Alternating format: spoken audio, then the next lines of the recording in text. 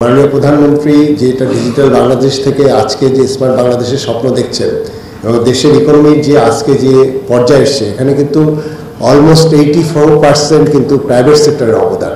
সেখানে আমরা প্রাইভেট সেক্টরকে কিন্তু আমরা অস্বীকার করতে পারবো না। বসুন্ধরা গ্রুপ তারা গত রমজানের সময় 21টি জেলায় তারা এই কার্যক্রম চালিয়েছিল এবং আমি তাদের কর্তৃপক্ষের সাথে আলাপ করেছি। আমি বলেছিলাম যে এটি আর একটু বাড়ানোর জন্য, এবং আজকে আমি খুবই আনন্দিত যে বসুন্ধরা গ্রুপ আজকে 64টা জেলায় একযোগে 100টি পয়েন্টে আপনার ট্রাক সেলের মাধ্যমে, যেহেতু সামনে কোরবানি, তার আগে তারা প্রায় 101টি পণ্য বিশেষ ছাড় মূল্যে আপনার এটি মানুষের কাছে পৌঁছে দিচ্ছে।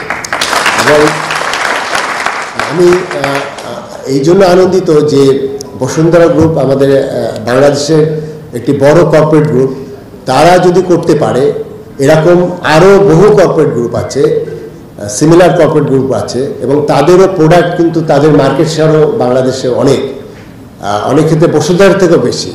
তাহলে বসুন্ধরা গ্রুপ যদি এই নিত্যপণ্য যদি করতে পারে, আমি বিশ্বাস করি, আমি আহ্বান করতে চাই, যেহেতু ঠিক এই মুহূর্তে দ্রব্যমূল্য এখনও খুব অস্থিরতা বিরাজ করছে, তাদের পক্ষ থেকেও আমি এই ধরনের কার্যক্রম আশা করছি। অর্থাৎ আর যারা কর্পোরেট গ্রুপ আছে আমাদের, আমরা জানি সবাইকে 5-6টা বড় বড় গ্রুপ আছে, তারাও যেন এই বসুন্ধরার মতো তারাও করছে, কিন্তু তাদের আরেকটু বিস্তৃতভাবে যাতে তারা করে। এবং এটি যদি করে, বসুন্ধরা গ্রুপ হয়তো 100টা জায়গায় করছে, আরও যদি 5টা গ্রুপ আরও 100 যদি করে, 500-600 জায়গায় যায়, তাহলে আমার মনে হয় এই কার্যক্রম ঠিক এই মুহূর্তে আমরা আগে ছিল ঢাকাতে, বিভাগীয় শহরে, এখন আমরা জেলা শহরে গিয়েছি, এবং আশা করব যে এইভাবে যদি আমরা তাদেরকে একসাথে পাই, তাহলে এটি উপজেলা শহর পর্যন্ত বিস্তৃত হবে। এবং তাহলে হবে কি যে মানুষ কিছুটা হলেও ওখানে বেশ কিছু পণ্য যেটি বাজারে যে রিটেল প্রাইস আছে তার থেকে অন্তত 10-20% কম দামে এটি পাবে। তা আমার আহ্বান ওখানেই থাকবে।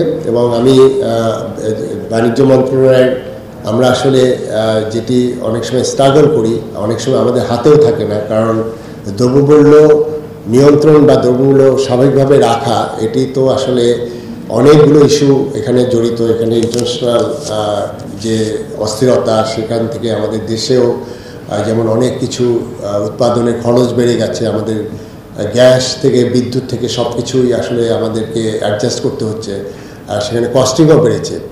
আপনার দ্রব্যমূল্য বৃদ্ধি পাবে, বাস্তবতা, এটি অস্বীকার করার কিছু নেই, কিন্তু এটি যাতে যৌক্তিক পর্যায়ে থাকে, আমি সব পক্ষকেই সে আহ্বান করব। আর সরকারের পক্ষ থেকে তো আমরা যে সাপোর্টগুলো আছে সেটা সবসময় আমরা দিয়ে আসছি, এটি আরও বিস্তৃত হবে। মাননীয় প্রধানমন্ত্রী সবসময় একটা কথা বলেন যে আমাদের যারা দুঃখী মানুষ আছে, যারা পিছিয়ে পড়া মানুষ আছে, তাদের জন্য আসলে আমাদের ভাবা উচিত।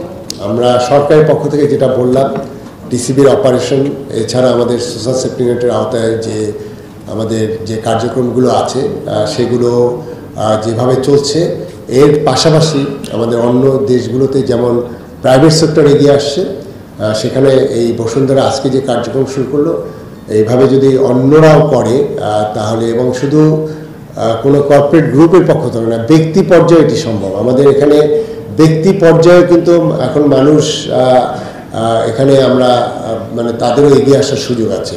এবং এটি শুধু যেটা বলি সিএসআর, যে কর্পোরেট সোশ্যাল রেসপন্সিবিলিটি, এটি যেমন একটা দিক আছে, তারপরেও যেটি আছে যে এই মানুষগুলো যদি ভালোভাবে বেঁচে থাকে, তাহলেই কিন্তু এই ব্যবসার উন্নতি হবে।